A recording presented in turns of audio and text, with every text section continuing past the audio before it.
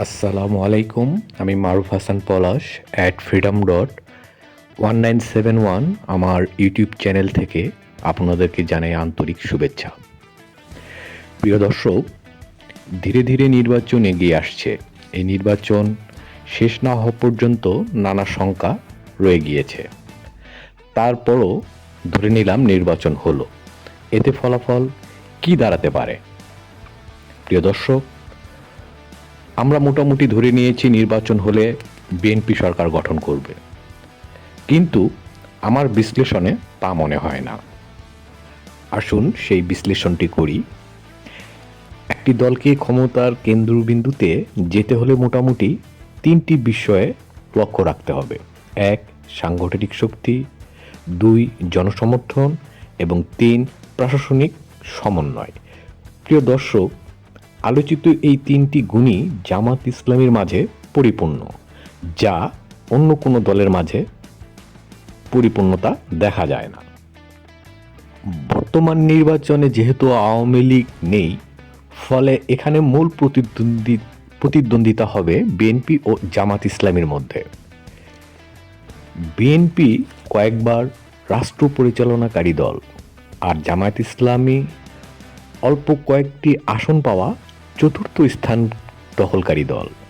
তাহলে জামাত ইসলামী কিভাবে সরকার গঠন করবে, এমন প্রশ্ন সবার মনেই জাগতে পারে।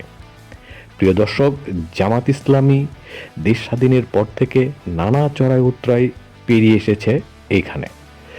যতদিন এগিয়েছে ততদিন তারা সাংগঠনিকভাবে শক্তি সংগ্রহ করেছে। যেখানে অন্যান্য দলগুলো ক্ষমতার কেন্দ্রবিন্দুতে গিয়ে নিজেদের কর্মকাণ্ডেই জনবিচ্ছিন্ন হয়ে পড়েছে, সেখানে জামাত ইসলামী নীরবে দেশের মেরুদণ্ড বা প্রশাসনিক কর্মকাণ্ডে নিজেদের অবস্থান শক্তপোক্ত করে ফেলেছে। এবার আসি জনসমর্থনে। প্রিয় দর্শক, আমি একটি স্থানের রাজনৈতিক কৌশলের বর্ণনা করলেই বুঝতে পারবেন সারা বাংলাদেশে বিএনপির রাজনৈতিক অবস্থানটা কী। সংসদীয় আসন ৩৭, বগুড়া ২। বিএনপির অবস্থান খুব শক্তপোক্ত। এমনও কথা আছে, এখান থেকে যদি একটি কলা গাছকে বিএনপির নমিনেশন দেওয়া হয়, তাহলেও সে নির্দ্বিধায় পাশ করে যাবে। অথচ সেই আসনটির রাজনৈতিক কৌশলের কাছে এমন কোণঠাসা হয়ে পড়েছে যে এখান থেকে বিএনপির পাশ করা খুব কঠিন হয়ে পড়বে। এই আসনটিতে জামাত ইসলামীর প্রার্থী ১৬ বছর আগেই চূড়ান্ত করা ছিল, অথচ নির্বাচন খুব সন্নিকটে, কিন্তু বিএনপি সিদ্ধান্তই নিতে পারেনি কে তাদের প্রার্থী। অবশেষে যখন তারা প্রার্থী নির্বাচন করলো এবং তাদের এই আসনটি অন্য আরেকটি শরিক দলের হাতে তুলে দিল, ফলে এখানে বিএনপির কাঠখড় পোড়া নেতাকর্মীগুলো ভীষণ মন খারাপ। এতে করে বিএনপির সমর্থক ওই প্রার্থীটিকে যে শতভাগ ভোট দেবে এটা নিশ্চিত বলা যায় না।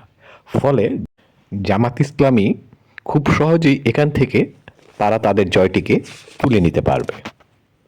প্রিয় দর্শক, বিএনপির এই চিত্র সারা বাংলাদেশে প্রায় একই রকম। আমি আমার পূর্বের একটি এপিসোডে বলেছিলাম, বর্তমান রাজনৈতিক পরিবেশে বিএনপির যে অবস্থা, তাতে ৩০% সমর্থন নিয়ে ভোটের মাঠে লড়াই করতে হবে, যা বিএনপির জন্য খুব একটি চ্যালেঞ্জ।